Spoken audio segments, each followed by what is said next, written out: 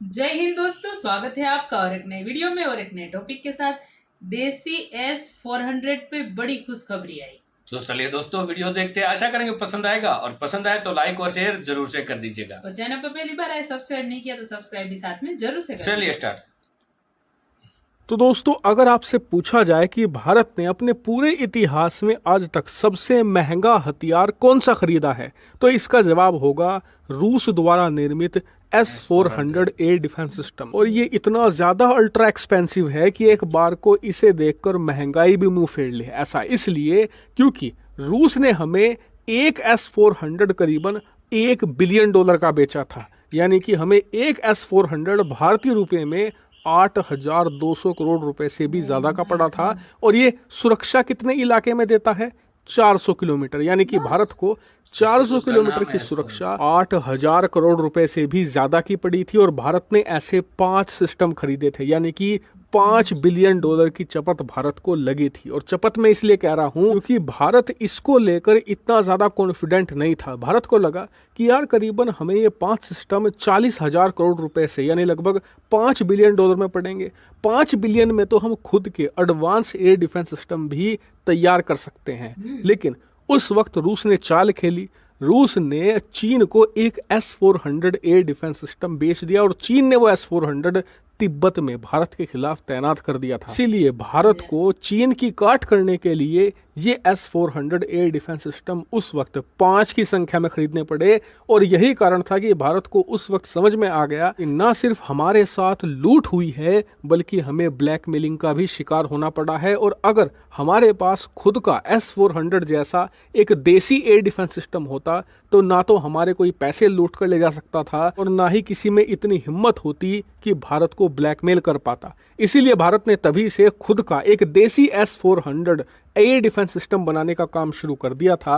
और आपको जानकर खुशी होगी कि आज इस पर सबसे बड़ी खुशखबरी सामने आई है। दरअसल रिपोर्ट ये है कि भारत का खुद का long range air defence system, यानी कि देसी S-400 का जो डिजाइनिंग का काम है वो पूरी तरीके से कंप्लीट हो चुका है। और अब इसकी मैन्युफैक्चरिंग का काम जल्द ही शुरू कर दिया जाएगा, जिसके तहत जो पहला एयर डिफेंस सिस्टम होगा वो प्रोटोटाइप के तौर पर कंसिडर होगा। मतलब कि उसका काम होगा सिर्फ टेस्टिंग। हम उसे बनाकर उस पर तमाम टेस्टिंग कंप्लीट करेंगे और उसके बाद जब टेस्टिंग कंप्लीट हो जाएगी इसका हम मास प्रोडक्शन भी शुरू कर देंगे। और तब भारत के पास ये कैपेबिलिटी आ जाएगी कि कोई भी देश हमें ब्लैकमेल नहीं कर पाएगा। मान लीजिए कल को अमेरिका पाकिस्तान को कोई ऐसा ही थार्ड या पैट्रियोट जैसा एयर डिफेंस सिस्टम देता है तो हमें उसकी काट करने के लिए किसी दूसरे देश को अरबों डॉलर देने की जरूरत नहीं है।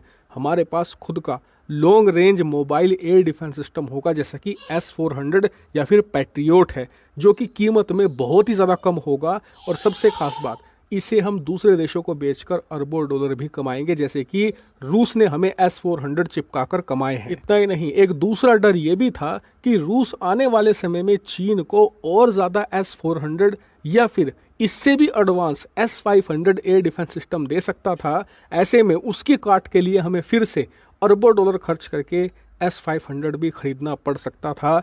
हम उस ब्लैकमेलिंग से भी बचेंगे। और यही इंपॉर्टेंस है आत्मनिर्भरता की। भारत को हथियारों के मामले में आत्मनिर्भर होने के लिए सिर्फ इसलिए नहीं कहा जाता कि इससे हमारी सेना मजबूत होगी, हमारे पैसे बचेंगे, बल्कि सबसे बड़ा कारण है ब्लैकमेलिंग। क्योंकि आने वाले समय में जैसे जैसे चीन, अमेरिका या फिर भारत चीन का तनाव बढ़ेगा तो उधर से अमेरिका, उधर से फ्रांस, उधर से रूस तीनों आएंगे भारत को हथियार देने के लिए। उस वक्त न सिर्फ ये भारतीय खजाने को जमकर लूटेंगे, भारत को महंगे महंगे हथियार बेचकर, बल्कि भारत को ब्लैकमेल भी करेंगे, भारत की फॉरेन पॉलिसी को अफेक्ट करने की कोशिश करेंगे। और उससे बचने का एक ही रास्ता है कि सारे हथियार धीरे धीरे करके खुद बनाना शुरू कर दो। यही सबसे बेस्ट रास्ता है इन सब चीजों से बचने का। थैंक यू दोस्तों वीडियो को यहाँ तक देखने के लिए। और न्यूज़ तो बढ़िया थी भाई, और यही इसीलिए मोदी जी ने कहा ना भाई, make in India made in India.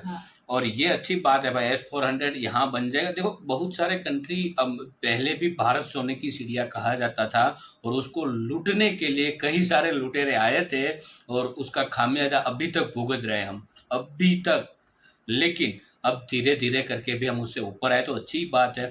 और ख़ास करके हमारा जो डिफेंस सेक्टर है वो और मजबूती से हाँ। काम कर रहा है। और अभी आपने लेटेस्ट में न्यूज़ देखी होगी कि भाई डिफेंस एक्सपोर्ट जो हुआ है हमारा करीबन 21,000 करोड़ रुपया, एग्जैक्ट अमाउंट कुछ ये हो रही है 21,083 करोड़ ऐसा कुछ है, ठीक है। तो फिलहाल इतना बड़ा मुनाफा भी हुआ और हम जो है मतलब हमारा जो डिफेंस सेक्टर है और नई नई ऊंचाइयों को छूने के लिए अब रेडी हो चुका है।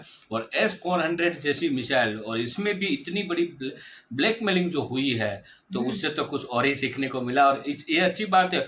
लोग कहते हैं ना कि हम कई बार फेल हो जाते हैं कई सारी चीज़ों में, फिर हम निराश हो जाते हैं, लेकिन हमारी सक्सेस जो है ना उन जगह पे ही छुपी होती है जहाँ पे हम फेल हुए होते हैं। क्योंकि एक बार जो फेल होता है ना वो दोबारा उस चीज़ में गलती नहीं करता, कुछ नया सीखता है और उसको जो चाहिए वो बना के ही रहता है। तो बार बार गिरने से जब बच्चा सीखता है, चलना सीखता है, तभी क्या तो बार बार गिरता है, लेकिन फिर एक बार अच्छे से उठ कर फिर बिल्कुल चलता है। बोलते हैं ना बंदर का जो बच्चा है वो कभी मतलब उसको झाड़ पे जब चढ़ना हो तो उसको सिखाना नहीं पड़ता, कई बार गिरता है, खुद उसकी जो मदर है वो मतलब फेंक देती है नीचे, क्यों?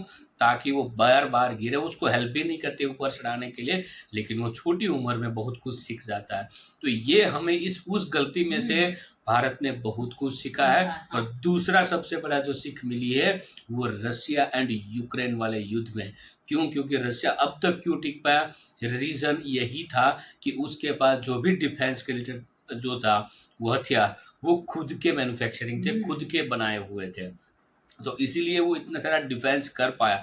अदरवाइज तो रशिया को भी बाहर से मंगवाना पड़ता ये सारे डिफेंस मतलब हथियार, तो फिर रशिया की तो मतलब इकोनॉमी ध्वस्त हो गई होती, क्योंकि 3 साल से युद्ध चल रहा है, अब तक तो टिक ही नहीं पाता रशिया। बाकी दोस्तों ये वीडियो आपको कैसी लगी है ये आप हमें कमेंट में लिखकर जरूर बता दीजिएगा। फिलहाल दोस्तों आपसे विदाई ले रहे हैं, मिलेंगे और एक नए वीडियो में आपके साथ। टिल देन जय हिंद, जय भारत।